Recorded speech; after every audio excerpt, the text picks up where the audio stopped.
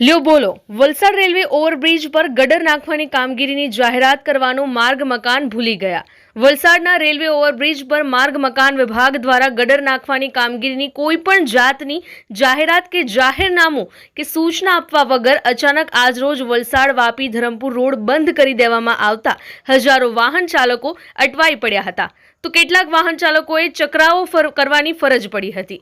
ત્યારે વલસાડ શહેરના railway overbridge પરથી અતુલ વાપી ધરમપુરા કપરાડા વિસ્તારના હજારો વાહન ચાલકો આ રેલવે ઓવરબ્રિજનો ઉપયોગ કરે છે.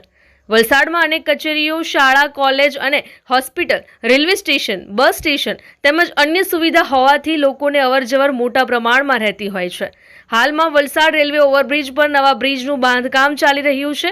ત્યારે આજરોજ અચાનક માર્ગ મકાન વિભાગ કે અન્ય સરકારી વિભાગ દ્વારા કોઈ પણ જાતની જાહેર સૂચના, જાહેરનામું આપવા વગર સવારે વલસાડ રેલવે ઓવરબ્રિજનો રસ્તો બંધ કરી દેવામાં